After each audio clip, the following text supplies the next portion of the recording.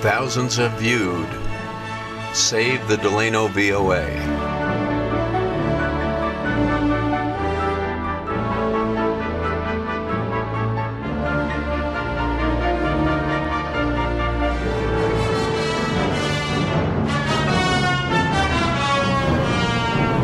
But who is killing the Delano VOA and American shortwave, and why? Hier spricht die Stimme Amerika. This is a voice speaking from America. Daily at this time, we shall speak to you about America and the war. When the Voice of America was launched in 1942 with this broadcast into Nazi Germany, it announced its mission clearly. The news may be good or bad. We shall tell you the truth. The shortwave radio was the primary means of communicating. Now the shortwave radio has essentially in most countries gone the way of the horse and buggy. Has essentially in most countries gone the way of the horse and buggy. The horse and buggy. The horse and buggy. Just who is this Kenneth Tomlinson, and what is the Broadcasting Board of Governors?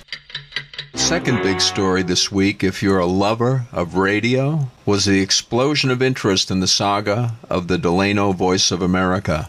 The Broadcast Board of Governors claimed to be placing Delano in cold storage, but admitted to plans to strip key transmitters and send them to the Philippines. That was the process at the now defunct and worthless Bethany station. The last roundup has obtained Mike DeRoe's response, quote, Radio World. The official VOA BBG response to your story and my letter to Delano's mayor is a good opportunity to amplify several important points. On a positive note, we may have hit a nerve and possibly prevented a frontal assault on Delano. And Letitia King's admirable zeal to defend the continued capacity of the VOA, she admits to a certain institutional disregard for shortwave, and more disturbing, a plan to remove the legendary Delano transmitters. As the mad surgeon said to the patient, we're going to remove your heart, but it won't hurt a bit. Describing the flagship Delano facility as, quote, part of a network, unquote, of many transmitting facilities is like calling the aircraft carrier Enterprise one of many boats. Delano is the biggest and sole remaining example of the classic, audacious, price-is-no-object VOA template. Delano was conceived as a broadcast cathedral through collaboration between government and the Columbia Broadcasting System with unmatched industrial design and architectural teams. The radio community considers it akin to a Frank Lloyd Wright of broadcast installations. We are not striving to save Delano merely for a utilitarian purpose. It is a community and national historical asset with a capacity to serve several practical and even profitable purposes, not to mention being a strategic EMP-proof communications powerhouse. The most important nugget in Ms. King's letter is this line, quote, some of the Delano transmitters will be moved to broadcast facilities in the Philippines to improve reach to critical audiences, she said, and she described the Delano facility as being in cold storage.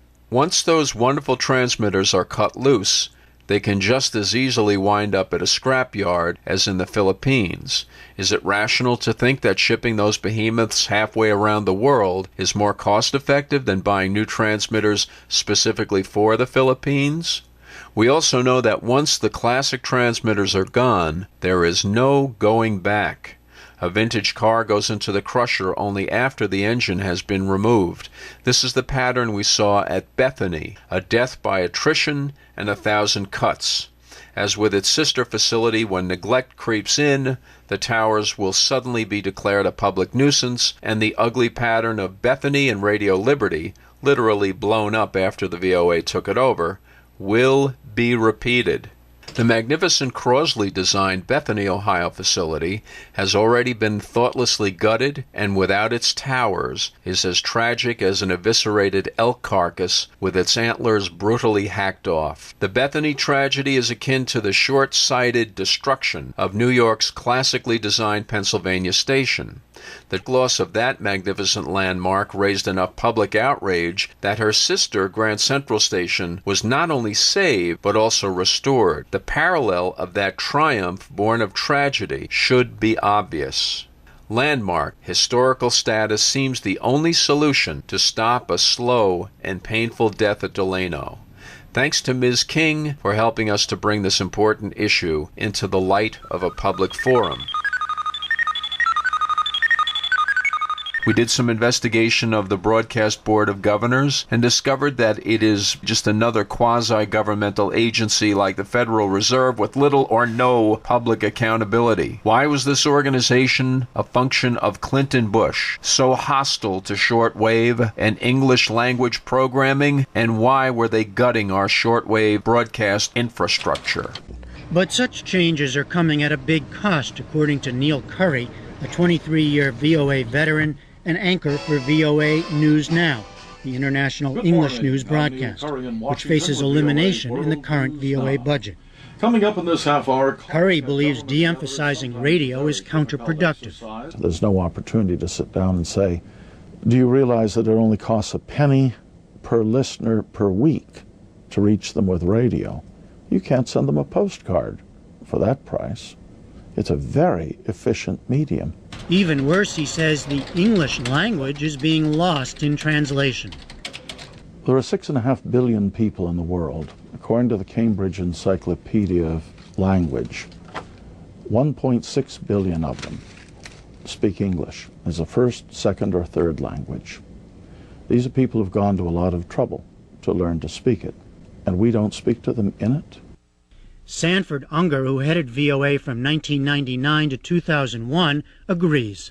I think it's laughable, tragic, and absurd for the Voice of America not to broadcast in English. I mean, if Radio Moscow stopped broadcasting in Russian, people would be shocked. If Radio Beijing stopped broadcasting in Chinese, imagine Radio France not broadcasting in French. I think that the soul of the Voice of America is up for grabs. I think that there is the best brand name in the world, in some ways, the Voice of America. Who would profit from this destruction? Could the answer be institutional corruption? Broadcast Board of Governors Chair Kenneth Tomlinson's role was discussed by Amy Goodman and Bill Moyers as far back as October of 2006 on Democracy Now! That's what's needed is to arouse the public to insist that the FCC be fair and open and honest about this issue of media consolidation. Now I want to ask you about the storm over Kenneth Tomlinson. Of course, we know that he paid, something like $14,000 to have you and others monitored for political contact, your broadcasts on PBS. He's been embroiled in one scandal after another now. The latest, let me read from an earlier headline. More trouble for former Corporation for Public Broadcasting Chair Kenneth Tomlinson. State Department concluded Tomlinson committed several ethics violations in his current position chairing the board that oversees most U.S. broadcasts to foreign countries. According to investigators, Tomlinson gave a friend $250,000 in taxpayer-funded contracts, overbilled the government for his time, and used federal employees for his personal business. Among that personal business, running a stable of thoroughbred horses he named after leaders from Afghanistan, including President Hamid Karzai. This is only the latest scandal. This is the man that George W. Bush and Karl Rove appointed to serve as chairman of the Corporation for Public Broadcasting, the Board of Governance of Public Broadcasting, and to serve as chairman simultaneously of the overseas the Board of Governors of the overseas right. the BBG Board of Broadcasting. I mean, this is an ideological hack who was allowed to work his will behind closed doors until he was exposed. Well, his misdeeds cost him his chairmanship of the Corporation for Public Broadcasting, but Bush and the White House and Karl Rove allowed him to stay on the Board of Governors of the overseas broadcast, and he still is there because even though this recent round of sleazy activities was revealed, on a partisan vote, 3-3, the Republicans voted to keep him in power. I don't understand it, but it's typical. These men and women have a vested interest in killing shortwave. BPL, or broadband over power lines, is a discredited, slow technology for supplying internet via power lines. It is incompatible with shortwave and amateur radio. The Broadcasting Board of Governors must kill shortwave in order to clear the way for BPL. Stay tuned for Part 3.